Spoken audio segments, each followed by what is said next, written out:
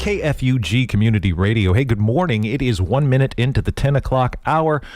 Paul Critz here. I've been pressed into radio time this morning. I will be back again later today at 1 o'clock for On the Record. I did on Tuesday's show announce that on Thursday's On the Record, today's On the Record, we'd have Dean Wilson as a guest. We will not have Dean Wilson as a guest today at 1 because I misspoke, and we have Dean Wilson as a guest right now on Community Service, right here in the studio. How you doing today, Dean? I'm doing well, thank you. We're also joined Amanda Dockter, host of the I forget what we called it, the Squirrels Concern or whatever it was. Squirrels Unlimited Conglomerated. That's it. Yeah. That's it. Squirrels Unlimited is what it was. That's what it was. The mini shows. Okay, I'll be leaving now. But Amanda's joining us here too because yesterday we sat and both of us spoke with Heather Paulin, one of your challengers in this election. And I had a great conversation. It's been I didn't mean to get into all the electioning stuff this having all the candidates on this year, and it just sort of happened, Gracie. Sorry. But here we are. Not sorry. No, it's all right. It's fun. It's actually good to get back involved in all of this. It seems like even just personally, the pandemic kind of took the wind out of me as far as doing this sort of radio, so it's fun to be back. So let's talk. Dean Wilson, Supervisor, District 5, Del Norte. This is your first... I guess your first election experienced as an incumbent on the Board of Supervisors, right? You've got a year under your belt. Is that correct? Just a little over a year. So right. I took after the election because it was a fill-in seat. Yeah. I was sworn in immediately in November. Right after it was early December, right after they certified it. So I was able to actually take a board seat in the first meeting in December. So It's been just a little over a year now, and so yeah, it's been a good experience. Well, I'd like to get your thoughts on just kind of a recap of what that for you. Here we go. You're starting 2024 as chair of the board, and that was unexpected. Was it really unexpected? Very I read that. unexpected. I read that in the triplicate. Yeah, I did not expect that, but yeah, it was. No, come on, don't play like that. Really, you showed up that day? You didn't know that was already going to happen? Oh no. Wow, huh? I didn't realize. Well, I assumed. Normally, your vice chair becomes your chair. Right. Normally, that's just an ascension, and that's what I was fully expecting when I sat down that day. And then when it didn't happen, I was surprised. And then, the bus that hit me. But in hindsight, retrospect now, I see it as a blessing because over this past year, I've been working diligently on several key issues that especially affect District 5 that I've been working on, and they're all coming to fruition right now in this year. So having that chair seat, having the gavel, being able to set the agenda, I think is going to be beneficial because I can make sure that those items that are critical, that are important to District 5, but also personally they're important to me. So go forward. Give us a kind of a prices for folks who might not be like myself, fully versed on the ins and outs of the according to Hoyle participatory democracy.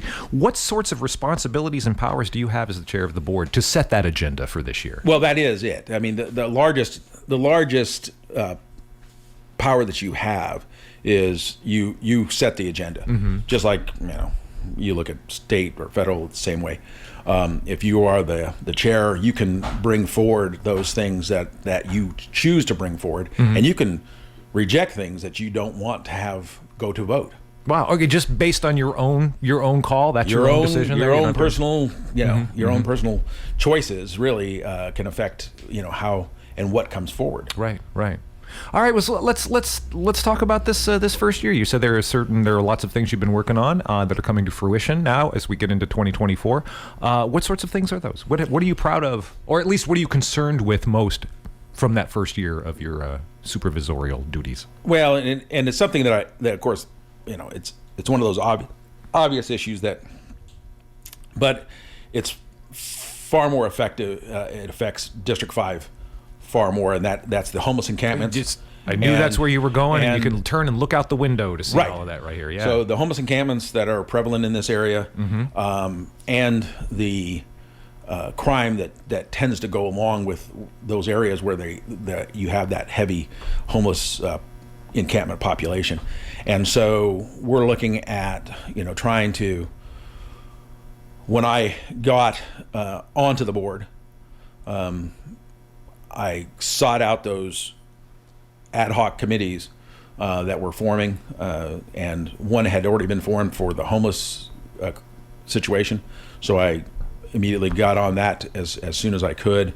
And then we just recently formed an ad hoc, Valerie and myself formed an ad hoc for the sheriffs, because I had a very good relationship with Garrett, because when he first started in law enforcement, I was his training officer, his sergeant and supervisor, and so I've known him for a lot of years. And, and 3 terms as sheriff yourself. Right. And 24 years with the city police. Right.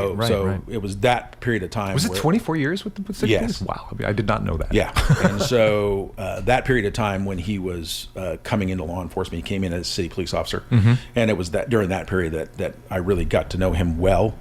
And then when I left, he promoted up to a lieutenant in that area before he ended up going out on a disability. Right. And so I was very thankful when he came in. And so I've been engaged with him in the process, just trying to, give him as much advice that he wanted and asked for, to try to deal with the issues that are paramount with the sheriff's office, because you have to have an effective law enforcement entity if you're going to pursue the crime element that issues that we're dealing with. Within the homeless ad hoc committee, they had tried previous times to go out for a bid on some dollars to help with the homeless. What you mean, looking for grant funding, that sort of thing, or what sort of? It was grant funding, and it was being pushed out by the state of California, and it had gone through phase 1 and phase 2, and we did not. They had made proposals in phase 1 and 2. We did not get granted money. We were coming into phase 3. I had recommended and put forth what ultimately has turned out to be the location to seat this, which is on Williams Drive, which is behind the Cal Fire, right where the Redwood Transit Authority kind of has their bays, that whole area. The old mental health building. We're slating that for destruction, so that'll be taken out of there. We have just got rid of a whole bunch of rolling stock cars that had been decommissioned over the last years. We finally got rid of all those out of there. And so that's going to be the area where this $10.8 million that was awarded to us in phase 3 funding, and the reason why we were actually able to get it is because we decided that Williams Drive was going to be the location, because we had a destination one of their hang-ups was you had to have a design, you had to have a location, and so we did it with the Williams location in mind. So this off of Washington, is that what we're talking about over there? Is that the Cal Fire you're talking about? Off of 101, right off the 101 corridor. Oh, over. I'm over. Okay, all right, I got you. Right across from the Chevron station, you got that Cal Fire, not our fires, not the Washington Fire. Okay, gotcha. I get my firehouses mixed up. Okay, all right, no, got you. That's sort of where we. That's in the neighborhood of where Mission Possible was talking about there, north of town. Well, that is exactly where we're talking about. Okay. They were looking to get the Sticky Grove property for the shelter. That's rolled off of that now. They're no longer doing that. However, we will be discussing at this next board meeting locating the shelter at the Williams property. So where they wanted it separated originally, it's all going to be geolocated in the same location. So we'll have a shelter, and then we will have a camping area, hopefully, and then we will have what they call a transitional housing, pallet homes. They're basically these small little cubicle shelters that can sleep 2 people, that have plug-ins for electrical. They're heated, but there's no water. And so is this similar to like what the Rogue place was doing? It's exactly the same thing? We're modeling exactly after what the Rogue is doing. Okay. So the precept is and this is partly my thing, and what Rogue does is you can come in, but nothing's free. And so when you come into a shelter, you're immediately brought in, and they basically do an assessment of you, to determine compatibility, et cetera.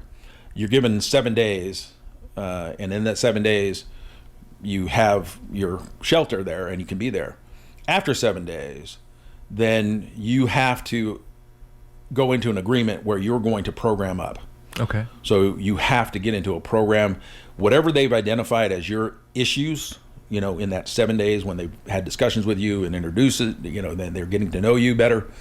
Within that 7 days, they're trying to determine, what are the key issues that are preventing you from being able to integrate into a normal society, and have pushed you into living in a homeless status.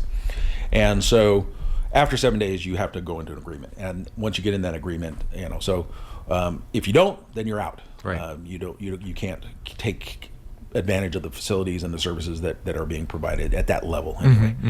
And the same thing goes. Once you're in the shelter, the hope is that if you were successful, if you do program up and you're having success in that process, then you can go into the pallet homes, transitional housing. Same way with camping. If you're in a tent camping area and you're there, then you basically are allowed to be there for a certain period of time, but then you have to program in. And then, so there are expectations of performance. Yeah. And, if you become a problem, of course, if you don't get along with the other people, if you become, antagonistic, et cetera, then of course you get booted out too. Right. So there are rules and regulations. There are some guidelines by which they try to regulate these things, so it's not a freebie. And it's been very successful to a degree. I mean, more than doing nothing, it's been successful. And what my hope is that once it's established, then we will have a approved and identified location for the homeless to go. And then we will look at passing ordinances within the county and the city that will basically give law enforcement the authority to basically make these contacts. Now we already have within the organization of Mission Possible, we have what I'm trying to remember their exact name, but their liaison. They basically go in and they have already been into these homeless encampments. They've made contact with people inside. Some of them are ex-homeless. They've been homeless in the past. And the folks really trust them too because they know them and they're working with Daphne. Right. So the hope is that they will go in and they will make that initial offer of, you can go here, but you can't stay here. You're going to have to leave here. See, and it's having that infrastructure to deal with that. I mean, that's what gets the county out of any sort of compliance issues with the Boise. That's exactly right? What we're doing. Yeah. And that's exactly what my focus is in giving not only the space but the tools to the county governments to effectively deal with a lot of the problems that we've had, because we in the last year, this area from basically South Bend all the way down, we've had 258 calls for services for emergency personnel. Sure. And so whether it's fire or ambulance or law enforcement, and a couple of those were ours. yeah, wouldn't doubt it. And then and that doesn't even include the amount of crimes that could be connected to, but we don't know, right? Because something's gone, but we don't know who actually took the item. I did, right away, but we're hoping that will give us the tools that we need. In addition to that, we've done several other things that are outside of that Mission Possible, location and dealing with homeless shelters, et cetera. And what that is as a county, we've been going back into these areas and we identified a number of parcels that were back here that we cannot and have not been able to contact the owners. Oh, wow. And so... Does eminent domain kick in or something like that? It's not eminent domain, but what has happened is we've reached out, and because and many of them are outside of... they haven't paid their taxes, even though it's like $25 a year or something. Oh, okay, yeah. And so we've been able to acquire a good number of these. We've reached out to those that we have known about, because the vast majority of these are unbuildable lots. Right. So we've reached out to several of the owners that we could get a hold of, and we've acquired a good deal of this property back here. And so our plan is that once we've acquired all this, then we can go through the process of, once the shelter is established, once it's there, then we have the ability to go through and clear these out. And not only can we clear them out, but we can keep them clear, because now we have a dedicated place for them to be. As long as that place does not get, over. Once it's full, you're kind of in the same bag. Yeah. Right. But are you back to having? Do you have Boise concerns then after that as well? Once even that, if that place is full, that's the same as not having it. Yes, okay, gotcha. absolutely. Okay. Yeah. Once you hit capacity, then you're issue. But what I found in my experiences is that even though you may have up to over 700 people homeless in this community. Yeah, I read this number in one of the articles, one of the things you said. Is that like 36% or so, I think, or 40%? Right around 35% of those will engage in these programs to some level. Some will stick their toe in, but others will immerse themselves in them. But they'll take advantage of what services are available. About 65% will not. They do not want to abide by any rules, let alone the rules as minimal as they are, because when you establish these centers, whether it's the shelter or whether it's the camping, or they call them low threshold, high threshold. Right. And so low threshold just means you can get in. Come in off the street. There's very little rules that you have to abide, before they'll tell you to go away. And so. But there are many that live in these areas that don't even want to go by the low threshold. Right. And so I don't think we're going to get overly encumbered in these areas, because we'll have enough variation that I think we can deal with the majority. I'm sorry, overly encumbered in what areas? Well, we're going to have 60 plus beds in the shelter. We're going to have Okay. So many that I don't think we're going to get to that point where we're full up. But it's possible, right? And then you come against Boise and these issues. But what we're looking to do is, once we get these cleared out, a portion of those we will allocate to the fish and wildlife area. Those that are still viable and can be built, those will be eventually cleaned up and then auctioned off. Okay. And so we're looking at various tools. And so some of the other tools that we have is that we've been using agencies, private agents that go in and they do reclamation. So we've been going into several of these areas over here in the Birch Track and several other areas where you've got these old, kind of nice lots, but it's got a wreck on a and so these reclamation services, they come in, they basically take care of that, get rid of the motor home, get rid of the wreck. Do a lot it's reclamation with the W. I got you. That's cool. That's cool. Do a lot of cleanup on the area, and then they turn it around and they flip it and sell it. In the old days, didn't the fire department just burn that down in practice? Oh, yeah. Yes. I think I remember seeing that happen a couple of times. Let me jump in. I mean, I'm heartened to hear. One more point, real quick. So the other thing is that I went through with Chris Howard and we went through and we're working with the Del Norte Fire Safe Council. They're reaching out to CAL FIRE that has a lot of money, and we're hoping and so we applied for that money, which is fuel reduction money. Okay. And so we're looking at reducing the fuel loads in and around Hiuchi, Smith River, and Fort Dick, but we're also looking at this whole area here, all of this South Bend area, all the way down, all the way up, and across back down to the 101. So we're looking at coming into those areas and doing fuel reduction. Well, part of that fuel reduction is also getting rid of and cleaning up a lot of these encampments that have a lot of which are destruction and have a lot of And so because we don't have, personally, the county doesn't have a lot of funds for that. But we're looking at accessing these CAL FIRE funds to do a lot of that cleanup work that we're coming coming. So that's what I've been working on this. That's a lot within this last year, and a lot of and I truly believe that it will have an impact on this area, on our community as a whole. I mean, because what happens here doesn't just affect over there. Yeah, right. And I'm always willing, and I always look forward to being able to, offer services to people that truly need them and want them. Because if there's one thing I've learned over a lot of years is the fact that we don't change unless we choose to change. You cannot force somebody into rehab. You can't force somebody into a change in their lifestyle until they've reached a point where they choose to want to change. Right. And at that point, you can use and help them to make that change for themselves. You can be an aid and an assistant in that by providing the services that they need to help get them over that process. Right. But it has to be an internal change.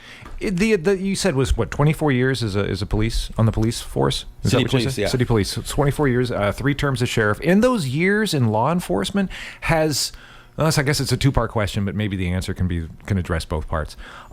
Has the nature of the homelessness problem in Del Norte changed significantly over all that time, or has your understanding of homelessness changed over those decades? It's changed significantly. Which? We always had homeless, but the numbers and the degree, way significantly less. In the past, In the past, significantly, yeah. In most of my years working with the city police and the homeless that we would encounter, I knew them all personally. Right. I knew them all by name. I knew them all because Frequent flyers, you encountered them again and again. Because again, what was the driving issue behind most of their homelessness was addiction. Right. At that time, most of it was alcohol, not as much drugs that I saw. Most of it was alcohol. And, the patterns were pretty much always the same. You'd see these gentlemen, usually, but there were several women out there, but not very many. Unfortunately, a lot of them were Native American folks. But you'd see we used to have a lot of old hotels around town. Yeah. City Center, Patio, Camelot, down. Little drive-up no-tell motels. Yeah. And they had cheap rooms. Yeah. And you could rent a week for $100, easy. And so what you normally see is when they got whatever assistance they got, a lot of times they pool their money together, they go in and you'd see them at one of them, 2 or 3 of them would get together and they'd rent a place for 2 weeks, and then at the end of 2 weeks they'd be back out into the woods, and you'd see them panhandling for their dollars. But there weren't that many of them. There were probably 20, 25 that we had in our community that were in various areas of our community, Smith River, but mostly in Crescent City and some in Klamath. But there weren't that many that you could put your finger on and say, yeah, these are definitely homeless, definitely have issues. And today, of course, it's dramatically changed. Right. And what are those changes? Just numbers? I mean, are there other factors leading to homelessness in your experience? Yeah. Well, you saw, we've seen 2 things, and how much of COVID the impacts of COVID have to do with it, I don't know, but I think there's a margin of impact that came out of COVID, but most of it really changed when 47 and 57 were passed by the voters, because one significantly decriminalized drug use and anything that really had to do with a lot of addiction. And then the second one was those that increased the amounts for went from $400 up to $950 for a misdemeanor. So just under $1,000, you can steal, and it's only going to be a misdemeanor violation. Because what happens as it rolls down is the criminal justice system has long been broke, and Del Norte County is supposed to have 3.5 judges. We only have 2, sometimes 3. You can actually consider it 3, to handle all the cases that come out of both locally and Pelican Bay. And so the amount of time it takes to actually put on a trial and go to court is extensive. And so there's only a limited amount of court time every year to actually prosecute cases. And then you have family court, and you have juvenile court, and you have all the other courts that take up time. So So to actually get a case forward, the district attorney has to be very selective on what cases are going to see the light of day, who's going to be prosecuted. Between the city, CHP, city and county, as well as the federal agencies that are here and coming out of the prison, there are well over 2,000 plus cases coming into the DA's office every year. Wow. And only a small fraction of those ever get to see the light of day or get pushed forward for prosecution. Most of them get deferred out.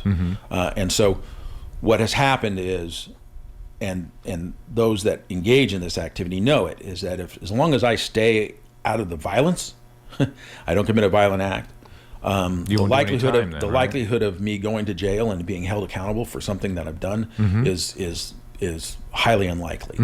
And so if you are involved in addiction, whether it's drugs or alcohol, and that has basically been left by our state to say, use. Now, if you're still selling at high volume, you're going to get prosecuted. You may get charged, but for the most part, it's been hands off. You're not going to get prosecution from the district attorney's office. Most of it is an infraction. Some of it's a misdemeanor. But the likelihood of you seeing much time in jail or even being held, you'll be booked and released in most of these cases. And that community realizes this. They realize that, hey, I can go into a store, I can steal as much as I want as long as I don't go over $1,000. And the likelihood is that if I get caught, which is not likely because most stores won't even stop a person walking out the door. Yeah. Because as you've probably seen, most of the people, if you engage, you're likely to be fired by the store. Yeah, no, that's kind of all over. There was a great story of Gavin Newsom experienced that firsthand walking into a store. Yes, the other day. Yeah. And then he was upset because they blamed the governor. Yeah. But it's, so what I think has happened to the homeless population is that you have an addicted person, people that largely have some addiction issues.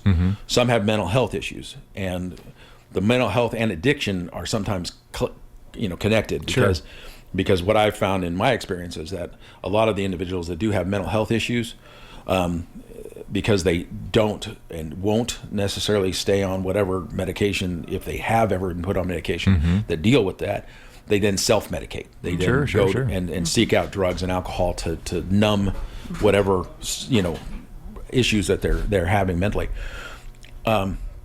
But it doesn't work. And there's another discussion just talking about the total failure of the state of California with mental health. We've abandoned these people to a life of when I was sheriff, the frustration that we had and I had, and to see people that had mental health issues that were sitting in my jail, sometimes for over a year, for a minor violation. Right. That if they had been prosecuted or even just charged and released, they should have been, but it wasn't for the mental health issue, and the state could not get them out of my jail to be evaluated just to determine whether they were capable of standing trial. Well, and that is completely outside of what our justice system is supposed to be about. Right. And it's completely outside of most of those individuals. And you talk to this sheriff right now. Most of their secure jail cells right now are being occupied by those individuals that have severe mental health issues. The one that was so famously this last year torn apart was messed up. That was an inmate in the jail who was there on a long-term hold because he'd had like a psychotic episode in the park, and was there for months and months and months, and was shipped off and came back and all of this other thing. That's been, if there's one thing I can say positive for Gavin Newsom, he's actually addressed that kind of issue to where that should not happen anymore, because we've been able to now, our region area is Humboldt. We can actually now send these individuals over to Humboldt, where they'll be evaluated at Humboldt in their facility by a psychiatrist who will then make the determination if they can stand trial. So that process has now gone away. And so if I can give Gavin any kudos, that was a good change, because it actually is going to deal with those poor individuals that should not, be in jail. They should be in mental health facilities. This, I think, leads into another issue that's very important, and I think that any elected official, no matter what your political stripe in Del Norte, you have to deal with this disconnect between Sacramento and us. Oh, it's huge. And going back, I mean, AB 109 was the same kind of thing. Just that dynamic of Sacramento going, okay, in the interest of all things beautiful and good and human, we're going to change all of this and leave it to you local entities to deal with. And if you're San Francisco, Orange County, LA, you've got the infrastructure, you have the resources to do that. But if you are basically any red part of California, rural part of California, part of California, and we red or blue, right? Rural, right. You don't. No. And you have to deal as a politician in Del Norte, as you would in Trinity and in Siskiyou, all over. You have to deal with that, which looks at first blush to be real blatant disregard. It seems from the folks in Sacramento. Yeah, and this started back, like I say, it started before then, but for me, the impacts of AB 109 was significant. And that's played out now with the mental health sort of structure and juvenile structure, right? It is juvenile structure was right after AB 109. They collapsed the juvenile structure, and again, that's basically why we just closed juvenile hall. Right. And now you see the same thing. They just did it with mental health. They just kicked all mental health down to the local level, and to the public and on the aspects of what they're doing. It sounds good because local control, that's better, because we can best, if you have the resources to execute that plan, we can better do that. The problem with that is that one, as when AB 109, and this was my argument to the governor then, it's still my argument now. We get roughly about $1 million a year thrown down to Del Norte County under AB 109. Of that, the majority of it goes into probation, but a lot of it rolls into the jail at the end of the year. We just basically use it to, offset our costs associated with holding these people. But that wasn't the intent. The intent was we were supposed to program these people up. We were supposed to offer them programs. Yeah. But the problem is that the dollars were far insufficient. And just like we have now, except worse now than then, is you do not have the resources, those NGOs or others that put on those kinds of programming. Right. We don't have them here. And they won't come here because the numbers don't match the dollars. Right. And so I had gone out to try to get money to redesign our jail because we don't have programming. Jails were never intended for long-term incarceration. What the prisons do, they do well. When you go into a prison, they do a psychological screening of you to determine how well you will be able to adapt to long-term incarceration. And they had to try to identify what those issues are going to be for you as an individual dealing with that incarceration. We don't do those kinds of things in the jail. Not expected you'll be there that long, right? Yeah. The other problem with jails is that most jails, especially ones constructed in our period of time, they were designed around an 8% occupancy for females. 8%? 8%. Okay. Because that was basically the standard amount of females in custody. Wow. Now you're looking at 30 to 35% of those incarcerated in your jails and prison are females. I'll be damned. And so the design was never built for that, and it was never made for that. And so we struggle constantly trying to deal with the realities of what is happening in society and the design that we have been structured with that they force change on. Because one of the things that we argued, because I was part of that, and was arguing against some of these issues when they wanted to put low threshold up to 3-year incarcerations into our jails, because we weren't designed for that. We weren't built for that. And the obligations that were supposed to go along with that we would program them up. We'd offer them the same types of services that they have at the prison. Right. But we don't. Yeah. We can't. We don't even have the physical plant, let alone the services of the psychologist and the helper and the assistant and all the programming that they provide out there. It's great. I mean, we had high school and college education coming in for quite a while. Of course, we have church services and we have drug and alcohol counseling.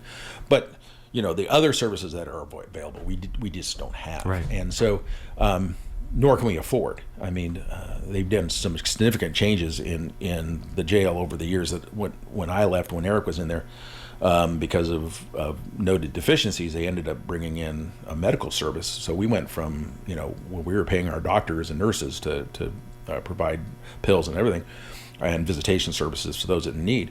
We were running about now $600,000, $800,000 a year. Now we're well over, almost well over $1 million now. Wow. Of what we spend now in medical cost, just associated with delivering the services, not actually providing the service. Aren't the medical needs met by a contractor? Isn't Yes. there an outside? Yeah, Okay. outside contractor. Yeah. And then again, so we're dealing with those situations. My biggest concern right now is the mental health component that's been forced down on us. Because along with that mental health component, they're talking about having a critical response unit. So this is supposed to be a 24/7, 365 unit of about 4 individuals that are supposed to be assigned to that response. How many deputies are on overnight? Well, you only have 1 deputy on right now. Right. When I was sheriff, we had 3 deputies and 1 sergeant on every shift. Sometimes we got That's down. how much the staffing has come down over the Oh, years? yes. Wow, I did not realize that's such a tangible, yeah. Yeah. Wow. Well, like I say, when I was sheriff, when I left, we had a pretty. I mean, it was pretty stable. When at the end of Eric's term, when he left, when we were going through, and when Garrett finally assumed that responsibility, there were only 5 individuals that were in that office that were still there from when I left. Wow. So the turnaround was tremendous. Yeah, It was yeah. huge. And I never had that issue. And so we're trying to deal with, we have to deal with, hiring and finding people that want to go into law enforcement. And it's been a hard slog, especially over these last 8 years when the demonization of law enforcement and that career has been so strong.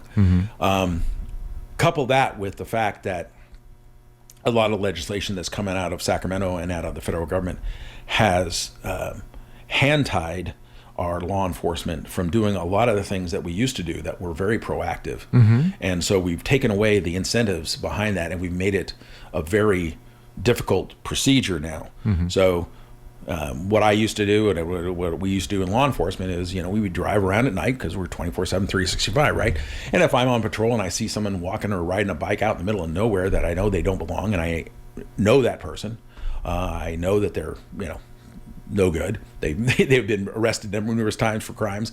I'll stop them and do an FI and check on, find out, hey, What's FI stand for? field interview. Oh, okay, cool. And so you basically, and these are consensual contacts. They call them consensual because you don't have any reason to actually, you can't force them to stay. Right. But they're consensual contacts. And so we would make those constantly. Well, now, if you make a consensual contact, the state requires you to fill out these documents now. Paperwork. On every one. Wow. On every one. And Regardless, nothing comes of it. You still have to fill You this. still have- Is it just a anytime- covering? Is it a CYA thing? Is that why everybody has to do this? Well, it's documentation because of the allegations of officers stopping, Sure. you only stop them because they're black or they're brown or they're this or they're that. And so they said, okay, you've got to document behind every one of these and justify why you made this contact. Wow. And so what we've done is they don't do it anymore. They just don't do it. And Wow. What we used to be able to do, which was making these contacts, which oftentimes you never know, but did they prevent a crime from being committed? Possibly. I know we caught a lot of crimes that had just been committed because we catch them with the bicycle. They got, they're riding a bike and they got another bike in their hand. It's a spare. It's a spare. It's like I always do that. Yeah. So, but now now we don't do those kinds of things. But the mental health component is my serious concern right now because this critical incident unit, we're having such a hard time finding the needed skill sets. You're right. Yeah. And people with the needed skill sets. When you look at Del Norte County right now, we don't have a clinician in DHSS, the Department of Health and Human Services. We don't even have a clinician. Yeah. Okay, we're supposed to have, I think, 4 or 5. Wow. We don't have one. The only one we do have is you have to talk to on a computer screen. Right. Mm-hmm. And if you want a psychiatrist in this community, you have to talk to him on a computer screen. Mm-hmm. Most of our doctors now are on computer screens. So you cannot diagnose properly or even get a sense of individuals, especially with mental health issues, on a screen.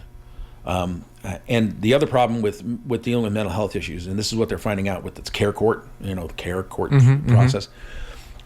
They rolled out care court to 5 counties, and what they're finding out is that because, and these are things I never knew about care court until I found out, which was, everyone. I was always so worried that you were going to have, potentially a violation of someone's individual rights. But care court is designed that you could only get into it if you do it voluntarily. Mm-hmm. So the people have to volunteer in. So there's no, I'm not taking conservatorship of you. Mm-hmm. You have to volunteer in. Mm-hmm. And so what they're finding out in order to get people into care court is it's taking, the clinicians or the workers 40, 50 visits with that individual to convince them that they can trust them, that they're not going to lose their freedoms or their liberties by going into care court. Because a lot of these people with mental health, they're very schizophrenics in some case, very paranoid, suspicious of authority. Very suspicious, of because they in their opinions, and I can't argue against their opinion.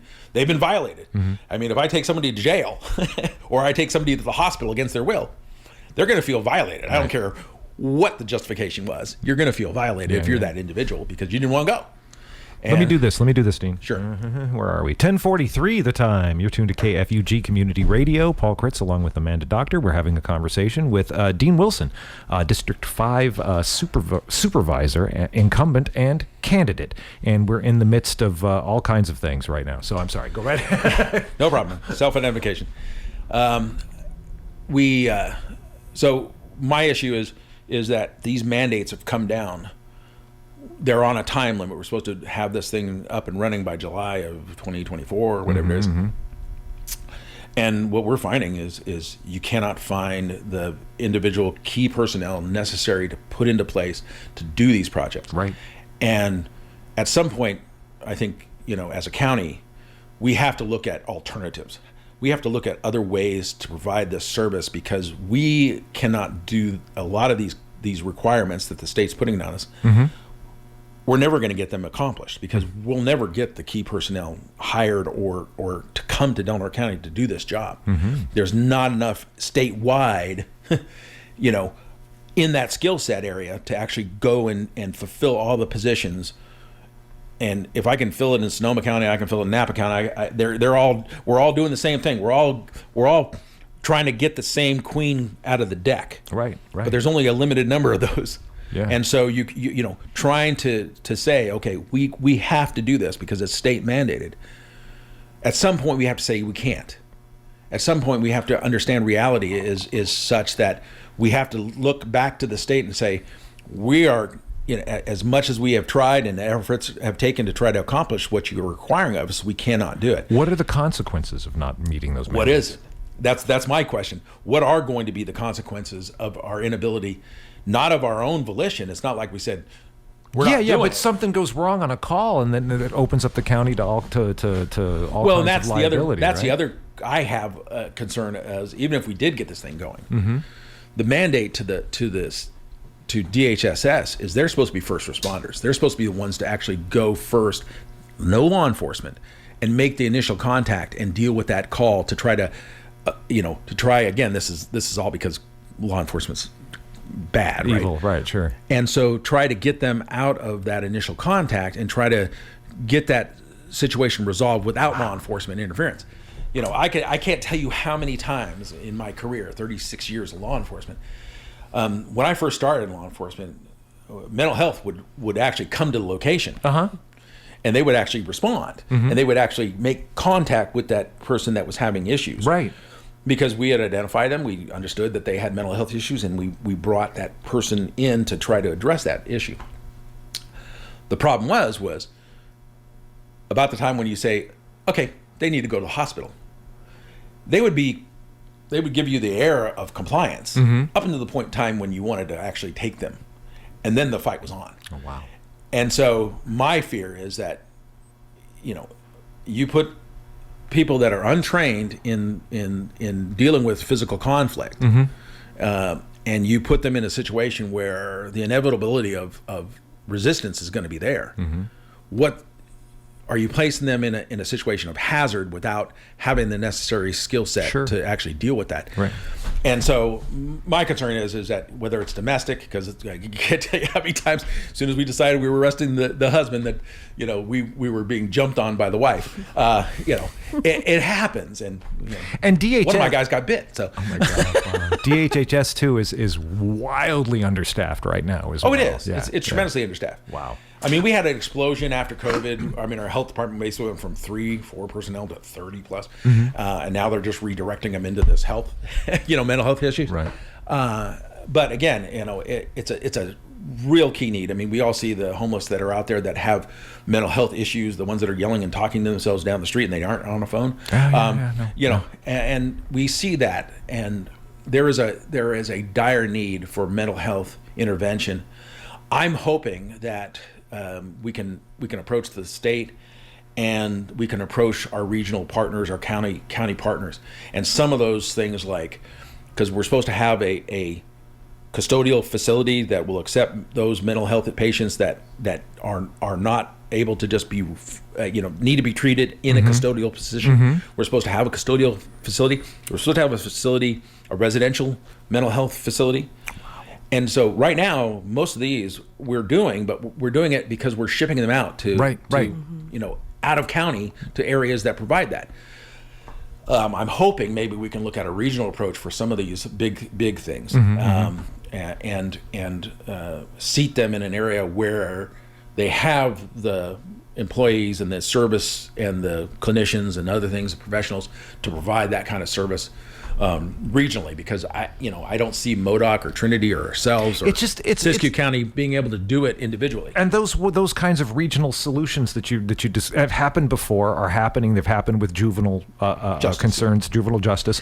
But it's such a different sort of setup, it seems, this time, because those are like what happened with the juvenile justice system is you've got the state shuts down facilities and says, you're all on the hook for your own problem youth and where they need to go. That's a passive sort of thing. We're going to park these people here. That's where your resources need to be. That's something. But now you're talking about maybe a regional sort of solution that requires boots on the ground all over the place, and that just seems untenable. Untenable. And Okay, I want to do something else here. It is 11 minutes away from 11 o'clock. You're tuned to KFUG Community Radio. We're talking with Supervisor, District 5 Dean Wilson.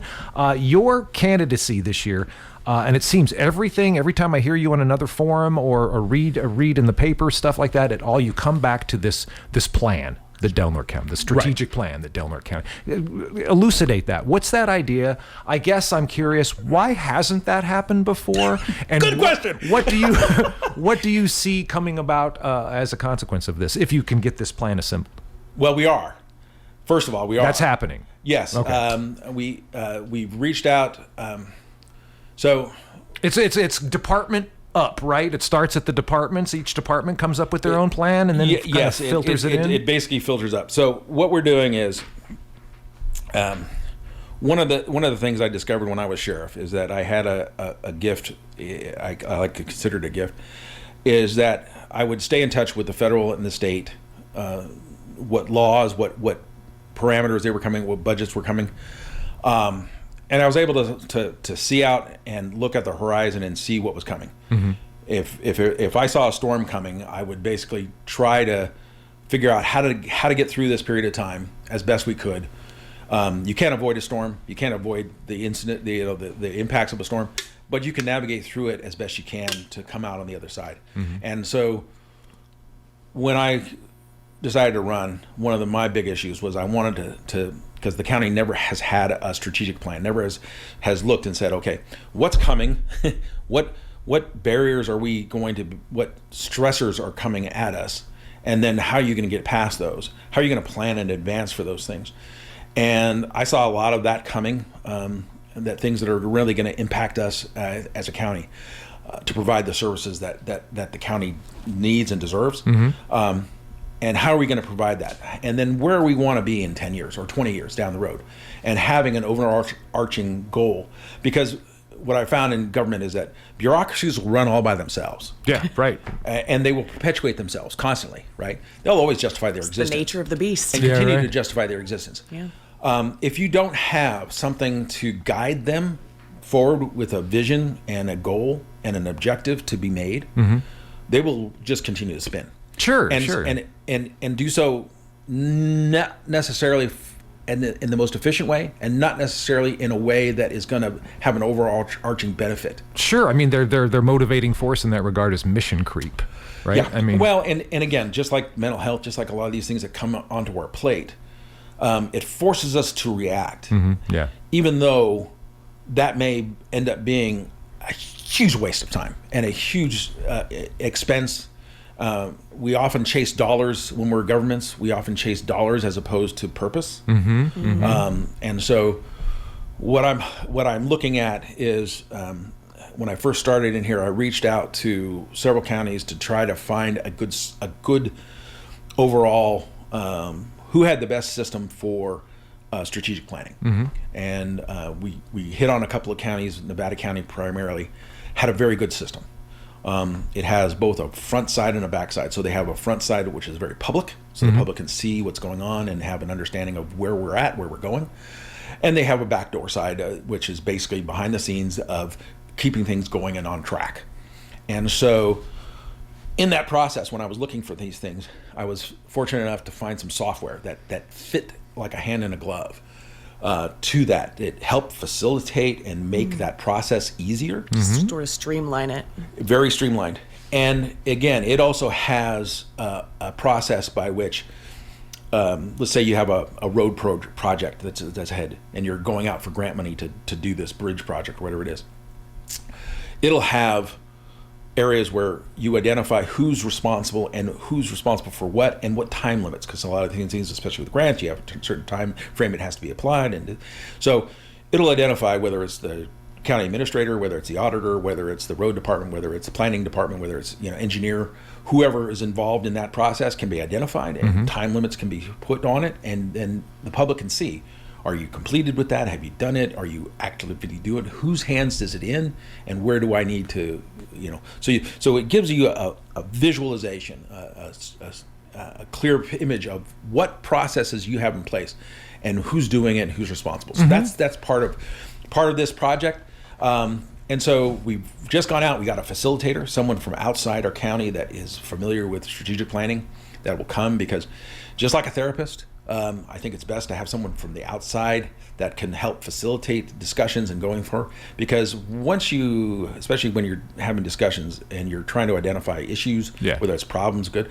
Some people are very reluctant to open up if it's totally in-house. There's not a separate ear to receive that information. And you might not even see some things that need to be addressed because they're too close. And then the other thing that I'm very excited about is that it could not happen at a more fortuitous time, I think, for Del Norte County, because we have some very key positions in our county, and these people are set to leave us in about 2 years, 2 to 3 years. A lot of these people are going to retire out. So who are you concerned about losing? A lot of people. There's a lot of people that. Why is there this generational thing that's happening right now? How come we're losing? Well, Just the luck of the draw. I mean, it's people my age that have got to that retirement time, and we're 30 years after the prison. So is that what it is? Is that the kind of? I'm just trying to put it in a timeline. If there's a bunch of people getting set to retire, if folks wrapping up their the influx of people who came. The prison time, a lot of those folks are they're the 3% at 55. Right, yeah. They retire early and they get out. Yeah. I just meant the county. I mean, it's just there's a lot of key positions, whether it's planning, whether it's the administration, whether it's road department, we have a lot of people that have had a lot of years of experience, and so it's so good that we're going to have this wisdom, this understanding of not only what it's like to live in Del Norte County, and what it's like to run Del Norte County, but also what has been the history of things that we've tried and failed at, and what are the things that have been successful, how it's best to run these plans. So I'm very excited that we are able to do it at this point in time when we have that collective wisdom and understanding of the system that can be put into bear. Because I can look back on my career. When I came in as sheriff, I was so fortunate because I had two people below me that in the command positions that had 25 plus years in there. And you can't put a dollar figure on that. You cannot replace that. You cannot transfer that to anybody else. So that kind of institutional knowledge and history of being here and struggling with the things we struggle with and knowing where we were and where we're going to, I think is going to be invaluable in the sitting down and doing this. So there's 3 phases where we work with. We will be meeting and discussing it with staff. We will be discussing it with administrations and the administrators of the agency. And then there's a public meeting where we'll be having the public come in and have an opportunity to put their ideas and their concerns forward in the strategic planning process. Because it's not just budgets. It's everything. And what I learned a long time ago, just being in the sheriff's office, was that I don't care what it is. I mean, if you want something, it's money. Yeah. And there's a dollar figure attached to that desire, whatever it is. And how do we best deal with, there's an initiative on the ballot in November. It's going to raise the minimum wage. How do we meet those expectations of a $17 and $18 minimum wage in the next 2 years? And what are the impacts? Because even if you bring up the bottom, you still have to extend out the top. Yeah, that kind of, yeah. And so we're looking at how do we redesign our step system? How do we do it in an equitable way so that we hopefully attract people, but we also retain those that we want to bring in to the system? How do we find and fill those vacancies that we have?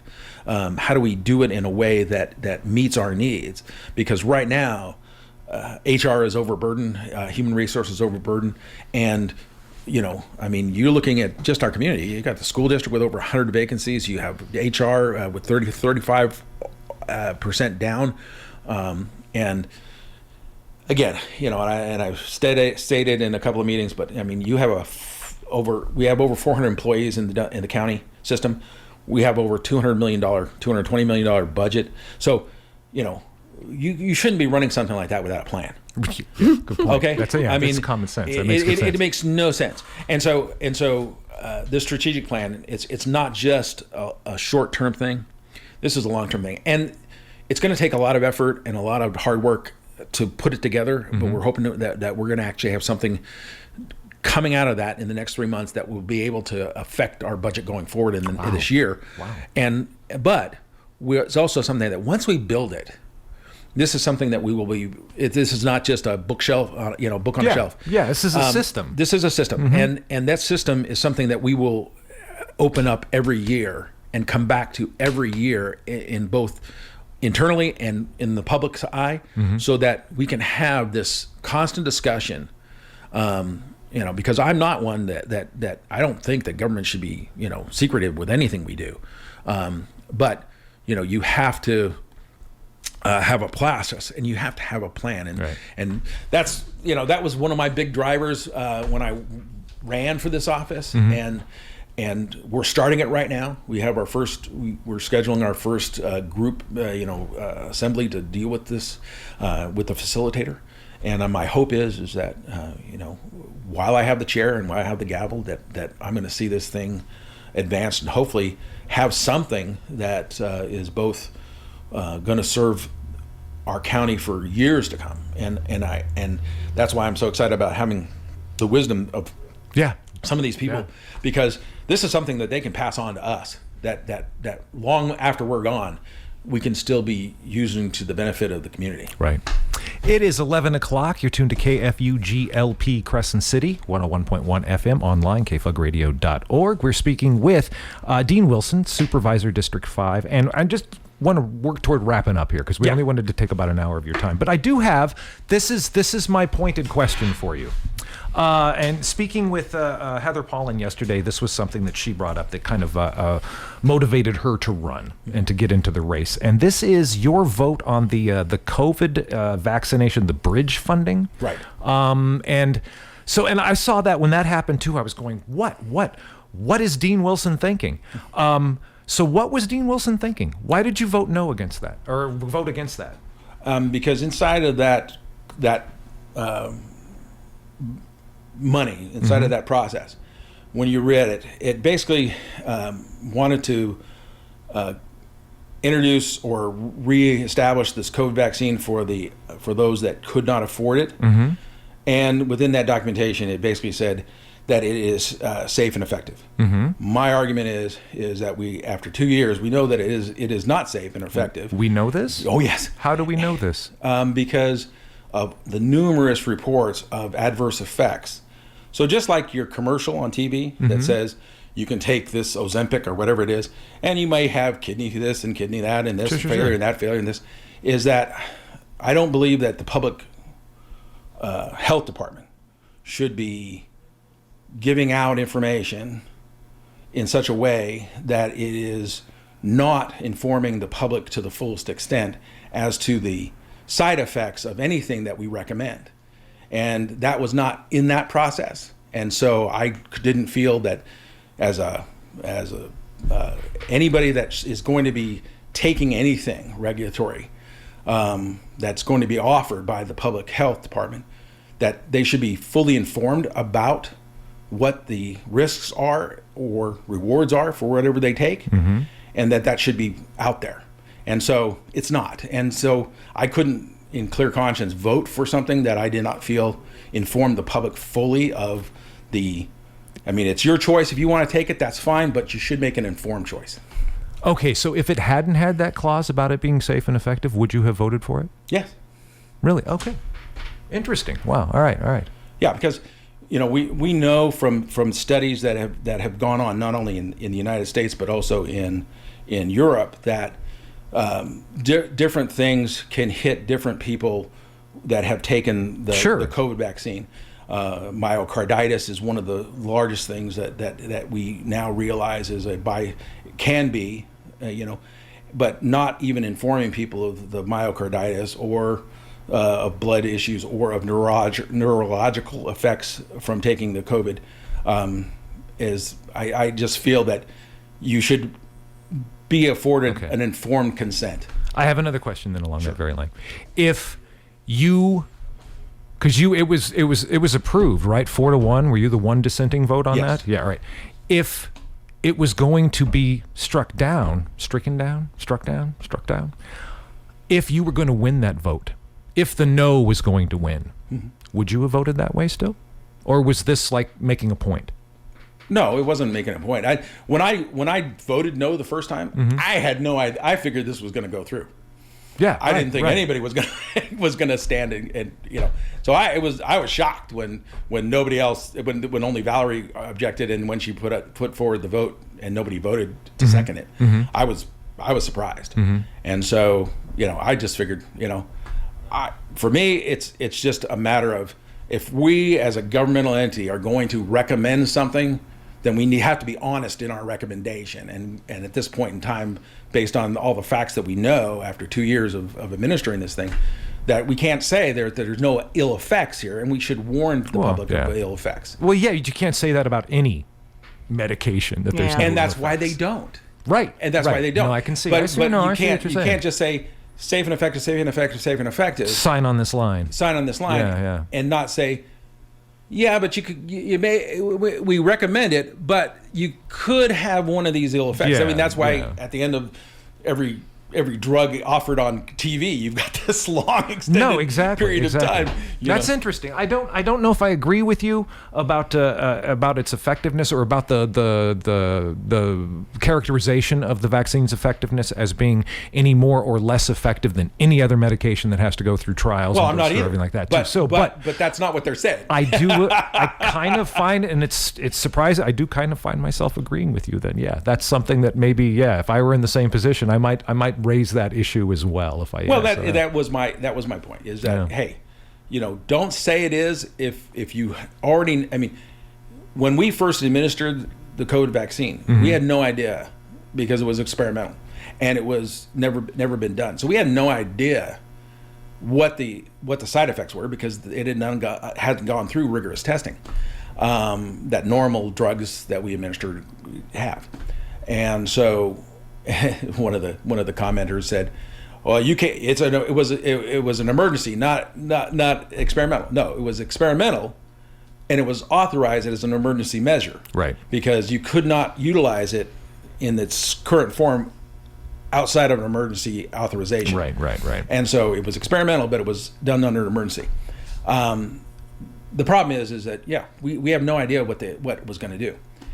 2 years later, we now know, and I don't. If you want to take it, take it. I have no issue with that, but I do have an issue if public health is saying there is no dangers involved when we know that there are. I see that, and I do see that. I do see what you're saying. What I didn't like, is that it's my right if I want to take this medication. So, but it seems like you were willing to take that right away from poor people. No, I just don't want to see the government doing something in a way that you're presenting it to the public that there's no risk here when there is risk. No, that's fair. That's a fair likening of it, I think. All right. Well, do you have anything you would like to add or ask? Because you've been sitting here all along. I just, when I got my COVID vaccine, I read the paperwork that came with it, and they did talk about the risks. So that's important to point out for the record. Yeah. they do. Yeah, they that's do. true. That was actually given out. But when you hear the radio ads, when you see the information being offered out by the CDC, it never mentions any risk. Yeah. And that's my issue, is that the public should be completely honest with. The public health should be completely honest with the people. Fair enough. That is. No. 8 minutes into the 11 o'clock hour. Dean, thank you very much. I want to finish with our standard finishing thing. Is there anything that you'd like to say that we didn't ask? Anything you want to make sure that our listeners hear? No, I think we hit all the high spots. I mean, there's so much that I've done in this last year that are issues that are not so major, but that have benefited a lot of people. But I think I just appreciate the time to be able to talk to the viewer, or the listeners, I should say, and to get the message out. Hopefully they feel that so inclined to vote in my favor. And this they already got the ballots in their hands. If they're doing mail-in, it's already there. Did it kind of suck to have to get elected and then turn around and have to get elected again? Well, it's confused a lot of people. Oh, I guess. Yeah, sure. Yeah. Because didn't I just vote for you? That's exactly what I hear all the time. I just did this, right? It was like, can't you just use that last vote? Is it expired? I guess. Yeah. So I get a lot of that. Weren't you doing this? Yeah. So yeah, it's confusing to a lot of people, but they understand after you explain it to them. What's next for you in the campaign trail? Any big events coming up or appearances you have to make? No. I was very fortunate. In the last campaign, I kept my campaign open, so I had enough reserve money left over from the last campaign that I haven't, gone out and done anything. Wow, right on. That's nice. It's a good place to be. Listen, it's like. But you got to press the flesh. You got to get out and kiss the babies. Well, you do, and I was fortunate. I went to the debate, which I enjoyed. I enjoyed that format. They do a great format. I love that format they do. Went to the debate. I've been to crystal balls and all these things, and so I get out in public. I come to these things, and if I'm invited, I definitely come to everything I can. And being on the board, of course, every time we do something, that's true. Yeah, right. It's out there in front of people. So and the catbird seat too. You're sitting right there in the chairmanship here at the beginning of your election year. That's got to be a benefit. That's got to be that was, like I said, it was a surprise to me. But as an after fact, I'm very grateful. Yeah. And I'm thankful because of all we don't always see the like on all the board members. I mean, we don't.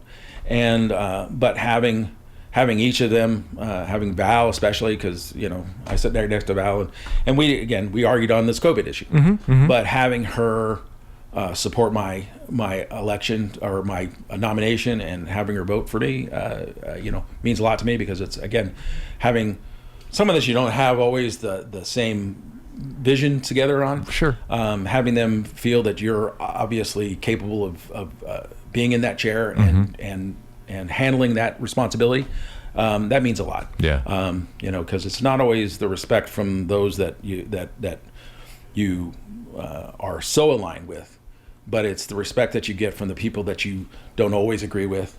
That if they can support me in this, then that means more to me sometimes. Sure. Than those that are more politically aligned with, with my standard thinking. No, that makes sense. That's compromise. That's coalition building. That's all kinds of things. Well, yeah, and that's been what I've found. I mean, on most issues within the board, we've been able to find similar goals and objectives. Val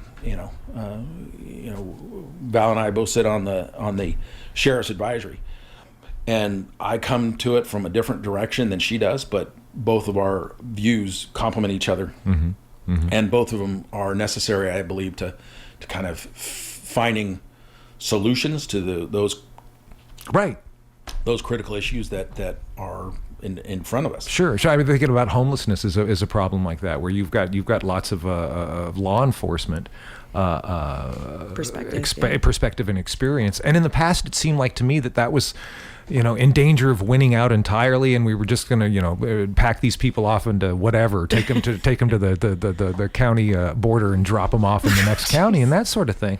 But no, you've got to have, the crime is an issue. Yes, lawlessness is an issue, but then it also comes with mental health, and it also comes with all these economic and psychological factors as part of the problem as well. So seeing that is just seeing a problem, I think, more wholly, Well, and it is, and you have to. When I was sheriff for 12 years, one of the most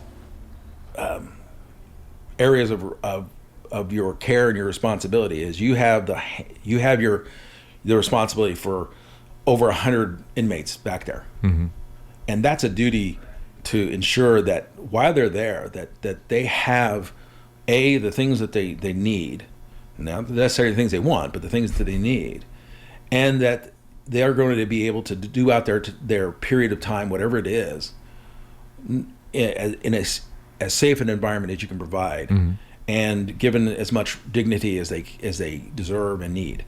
And so, that was always one of my key focuses, was making sure that jail was providing a safe environment for these individuals to seek out their time, because you're responsible for that. I mean, and that they have no choice in their what's occurring to them, and so you have to be empathetic and sympathetic to what their needs are and where they are at, and try to provide as best you can for that, so that many of them, this is their first time, being in jail, and it's a frightening experience for them, and to be able to go through and get them out and safe out of that environment, having done their time appropriately. That's you cannot do that job without compassion. Right. You have to have compassion for your fellow human being, and far too often, that the portrayal of law enforcement is not one of compassion, and yet, most people that I know, not everyone, most people that I know that go into law enforcement, they do it because they feel a responsibility for those that cannot protect themselves, to be there and to provide that protection against the people that are being victimized by someone else. And they take that very much so. It's that old sheepdog kind of mentality, is that you're out there to be a protector, not to be an oppressor. Yeah. And yet that's unfortunately the paintbrush that society has placed on law enforcement, and it's one that I think for the most part has been done unjustly. Not in all cases. I mean, there are bad apples. I mean, we had bad apples in my organization. While the time I was there, we had people that had stolen from others, that that had stolen and had done things that they shouldn't have done. But then the process is, hey, you weed them out and you get them out of your organization and you punish them. I wish sometimes the punishment would have been more severe, because because in law enforcement, for the most people that are in law enforcement, the worst thing you can be is someone who has violated the trust. And that's key. And the trust and the responsibility and duty that we have taken on our oath in order to provide that service to our community. And someone that violates that, it paints us all with that same brush, and so to clean that out and keep your ranks as good as you can. We're not perfect, no one is. I mean, and so and do we make mistakes? Absolutely, mistakes happen, but you own them. I mean, that's the main thing, is you own them. And as sheriff, I always made sure that every one of my officers knew that whatever you do, as long as you're following policy, I will back you all the way. And unfortunately, I think that's an attitude that has been lacking in many organizations, where as soon as there's any public outcry, they just throw the employee under the bus, regardless of whether or not they violated policy. Yeah, again, concerned with that larger liability and that big high-profile lawsuit, things like that. And too much of the time, we cave to social pressures as opposed to standing on principles. I think if you're any person and you have any degree of self-value, you have to stay by your principles, whatever they are. And even if all the world is pushing back against you, at times you have to stand firm to what you truly believe are, the principles that you guide your life by. And too often, we drop them in a hat when they're inconvenient, especially in politics. Right. And so, well, and having integrity too is kind of looked down upon as kind of cheesy now too, it seems. Yeah, I don't understand. It's like I don't quite get that, but I do understand. Well, I appreciate the time. Hey, thanks for coming in. I really appreciate it. So thank you. Right on. Dean Wilson, Supervisor District. He's our supervisor right here. So I had these big thoughts about, oh man, let's take a recorder and we'll go hike out here, and it's beautiful back here, and there are ponds and it's wonderful, and then there's a big camp and there's tires everywhere and there's trash and things, and so. But no, we didn't need to do that. So it is 18 minutes into the 11 o'clock hour. We have recorded this interview. We will get this posted and up so people can revisit it and check it out, and you can share it around if you choose to do so. It'll be I'll send you a link or something when we got that up. It'll be a day or two. So Amanda, thank you. I heard you smile. The three or four sentences we let her speak. And I heard freaking patriarchy, man. I heard your. That's right. Damn it. I heard your smile in my headphones when you. And your lips. Well, I watched her over there wincing about that a few a lot, times. actually. Oh my God, she's like squeezing her chair. No, this was good. I really appreciate identifying the support needs and the common ground and the things that we're all struggling with, resource allocation and bureaucracy and trust issues. And I think getting to the bottom of that is a good deal. So yeah, thanks for having this conversation. Absolutely. All righty. My pleasure. Thank you, Dean Wilson. All right, let's get back into some music. Let's see what's going on here in the 11 o'clock hour. I don't even know. Let me press this button and see.